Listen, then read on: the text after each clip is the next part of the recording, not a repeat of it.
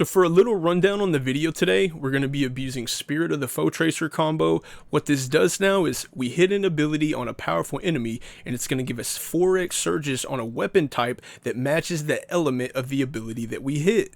If you've been around the channel for a little bit, you guys know that I try to find things that are unique, that people don't use all the time to do these kind of things, make fun little builds. And I was looking through the collections, and something that I did find that worked incredibly well was Worldline 0. The burst on this thing doing our little Foe Tracer combo is incredible. I was trying to find something that would burst through like a big enemy or burst through champions very quickly because GMs are coming up and just Nightfalls in general. And I found Worldline 0 works absolutely perfect. It melts, but I also saw Heart Shadow. I unfortunately do not have Heart Shadow, even though I do believe it would be easier to do the Foe Tracer combo with it, and it is potentially better than Worldline. But I did have Worldline. Not a lot of people use it. It's unique. I wanted to put it in a video and try it out and make it into something, and it does not disappoint.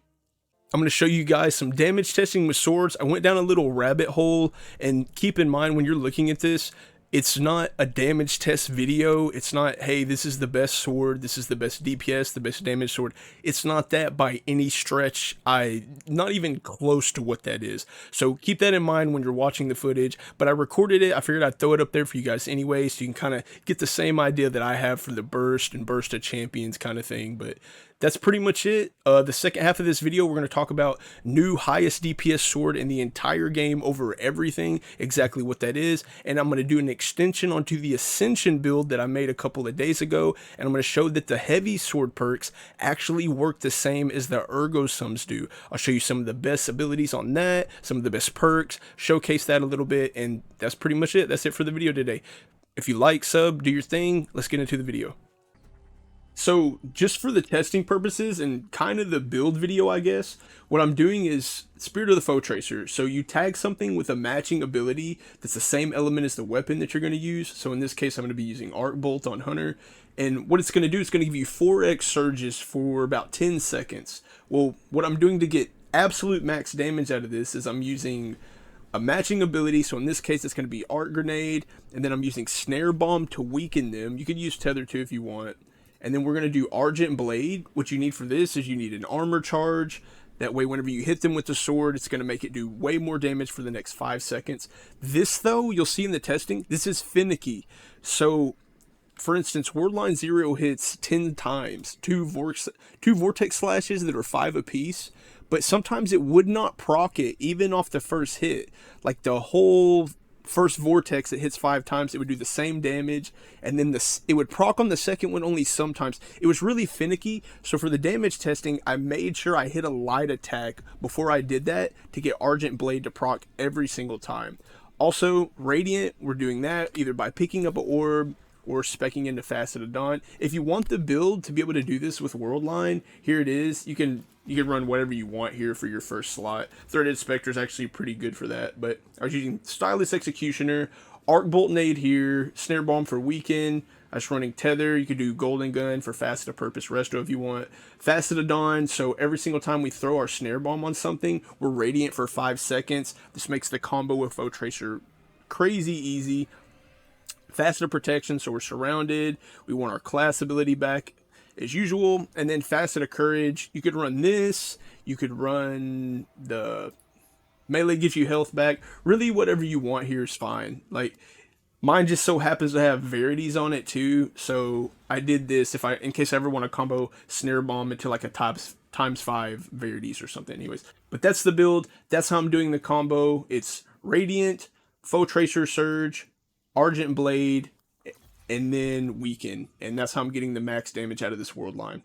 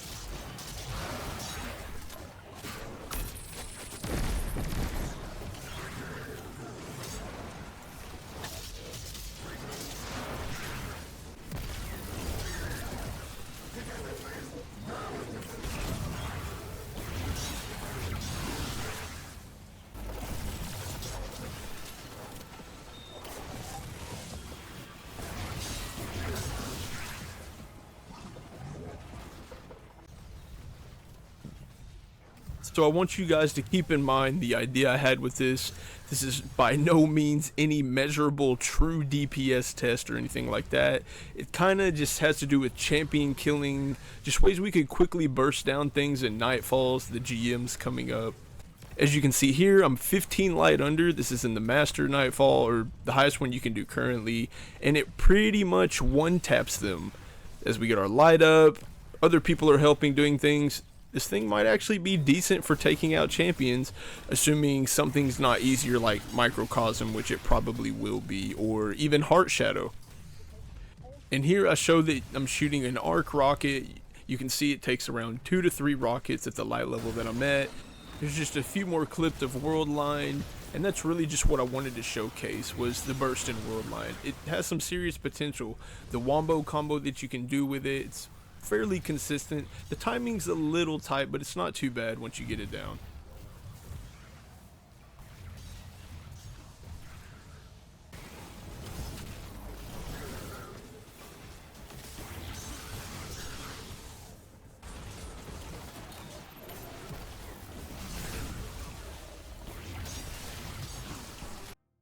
And one more thing I wanted to cover here today, I did not get to test Heart Shadow, unfortunately.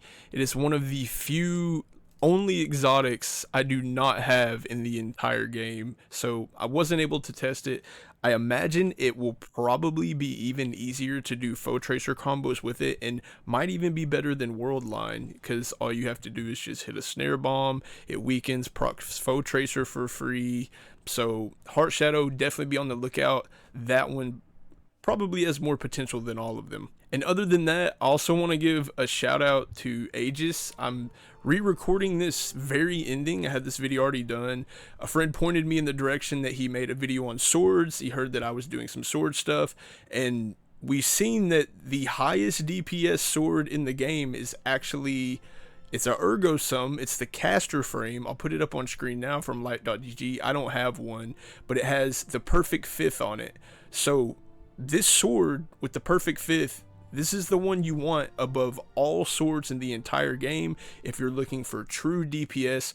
Once again, thanks to him and the work that he puts out. I know it's literally a job to do so. So very appreciative for the things that he does for the community. It's Aegis. Go give him a follow. If you're going to follow one guy, he's the guy to follow for sure. All the DPS damage testing. But ergo sum, caster frame, perfect fifth, that's the sword you want.